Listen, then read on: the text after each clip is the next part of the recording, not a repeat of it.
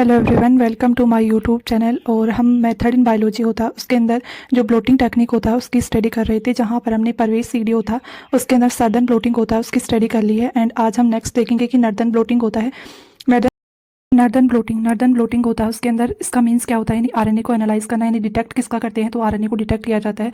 अगर हम second point देखें तो expression of a particular gene detect by in the estimation of RNA को एस्टिमेट होता है वो किया जाता है। फिर अगर हम प्रोसीजर कंडीशन के अंदर देखें तो कौन कौन से स्टेप होता है उसके अंदर नॉर्दर्न ब्लोटिंग होता है वो कंप्लीट होता है। तो फर्स्ट स्टेप के अंदर एक्सट्रैक्शन किया जाता है आरएनए को, यानी जो सैंपल होता है वहाँ से आरएनए को सेपरेट किया जाता है।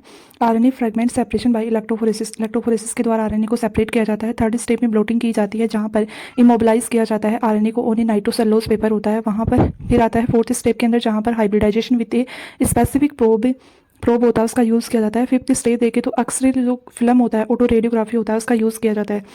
अगर हम डायग्राम होता है उसके बेसिस पर देखें तो किस प्रकार से नॉर्दर्न ब्लोटिंग होता है वो कंप्लीट होता है।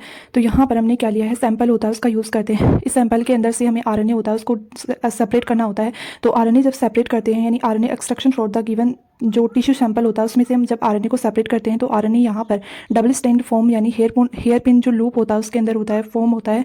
तो इससे जो डबल स्टैंडर्ड जो आरएनए होता है उसको सेपरेट किया जाता है। सिंगल स्टैंड आरएनए होता है उसके अंदर जो डबल स्टैंडर्ड आरएनए होता है उसको सिंगल स्टैंड आरएनए के अंदर कन्वर्ट करने के लिए फॉर्मेल्डिहाइड होता है उसका ट्रीटमेंट दिया जाता है, जिसके कारण ये सिंगल स्टैंड आरएनए के अंदर कन्वर्ट हो जाता है। फिर अगर हम आगे देखें तो यहाँ पर separation of RNA by electrophoresis के द्वारा सेपरेट किया जाता है।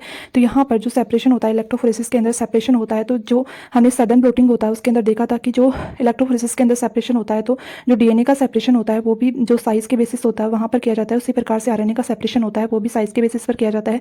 फिर क्या होता है, जैसे ही सेपरेशन कर लेते हैं, फ्रेगमेंट होते हैं उनका आरएनए फ्रेगमेंट को, फिर नॉर्दर्न ब्लोटिंग होती है वो करवाई जाती है, जहाँ पर ट्रांसफर आरएनए टू मेम्ब्रेन पर ट्रांसफर करवाया जाता है। तो इसके लिए यहाँ पर एक पात्र लिया जाता है, वहाँ पर बफर होता है उसको फिल किया जाता है। फिर आता है ब्लोटिंग पेपर होता है वो ट्रांसफर किया जाता है। जस्ट इसके अपर पार्ट में जेल होता है उसको ट्रांसफर करवाया जाता है। एंड जस्ट अपर होता है वहाँ पर नाइट्रोसेलुलोज मेम्ब्रेन होता है वो ट्रांसफर करवाई जाती है।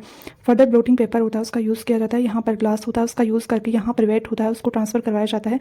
फिर अगर हम अगली स्टेप के अंदर देखें तो यहाँ पर जब ये नॉर्दर्न ब्लोटिंग होता है वो कंप्लीट हो जाता है तो इसके नाइट्रोसेलुलोज मेम्ब्रेन होता है वहाँ पर ट्रांसफर करवाया जाता है जो आरएनए फ्रेगमेंट्स होते हैं उनको।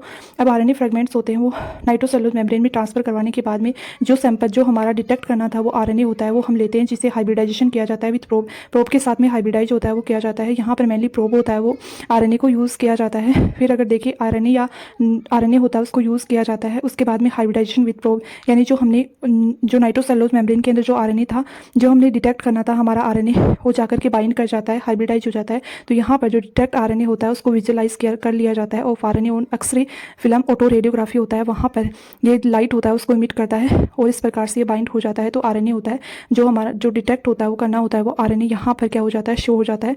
इस प्रकार से जो नॉर्दर्न ब्लोटिंग होता है वो कंप्लीट की जाती है। उसके बाद में देखें तो इसके नॉर्दर्न ब्लोटिंग होता है उसका एप्लीकेशन होता है वो क्या होता है, तो एप्लीकेशन के रूप में देखें तो study of the gene expression at the level of mRNA होता है उसके अंदर स्टडी करने के लिए यूज़ किया जाता है। सेकंड यूज़ देखें तो यहाँ पर detection of mRNA transparent size होता है उसके रूप में। एंड थर्ड देखें तो यहाँ पर स्टडी ऑफ आरएनए डिग्रेडेशन होता है उसके अंदर स्टडी करने में यूज़ किया जाता है। साथ में ही स्टडी ऑफ आरएनए स्प्लाइसिंग होता है उसके अंदर यूज़ किया जाता है। साथ में ही क्या होता है, डिटेक्शन ऑफ स्पेसिफिक आरएनए यानी जीन का एक्सप्रेशन होता है उसके अंदर जो नॉर्दर्न ब्लोटिंग होता है उसका यूज़ किया जाता है।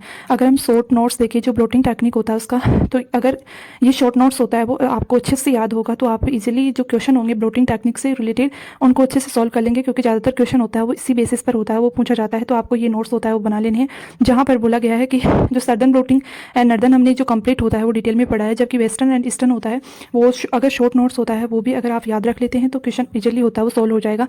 जहाँ पर आता है कि आपको पहला पॉइंट याद रखना है कि जो सदर्न ब्लोटिंग में डिटेक्शन होता है वो आरएनए डीएनए का किया जाता है, जबकि नॉर्दर्न ब्लोटिंग में आरएनए का डिटेक्शन किया जाता है। एंड वेस्टर्न होता है उसमें प्रोटीन का डिटेक्शन किया जाता है। एंड जो ईस्टर्न टेक्निक होता है उसके अंदर पोस्ट ट्रांसलेशन मॉडिफिकेशन होता है उसका डिटेक्शन किया जाता है। सेकंड अगर कंडीशन देखें तो मेम्ब्रेन किसका यूज़ किया जाता है, तो मेनली जो सडन ब्लोटिंग में नाइट्रोसेलुलोज मेम्ब्रेन होता है उसका यूज़ किया जाता है। नॉर्दर्न ब्लोटिंग के अंदर नाइलोन या नाइट्रोसेलुलोज मेम्ब्रेन का ही यूज़ किया जाता है। अगर हम वेस्टर्न के अंदर देखें तो यहाँ पर पीवीडीएफ होता है या जो इंट्रोसेलुलर मेम्ब्रेन होता है उसका यूज़ किया जाता है। ईस्टर्न होता है, यहाँ पर आपको अच्छे से याद रखना है क्योंकि यहाँ पर ग्लाइकोलिपिड या ग्लाइकोप्रोटीन होता है उसका यूज़ किया जाता है। फिर अगर हम प्रोब कंडीशन को देखें तो प्रोब होता है उसके अंदर हम डीएनए प्रोब को यूज़ करते हैं सदर्न ब्लोटिंग के अंदर।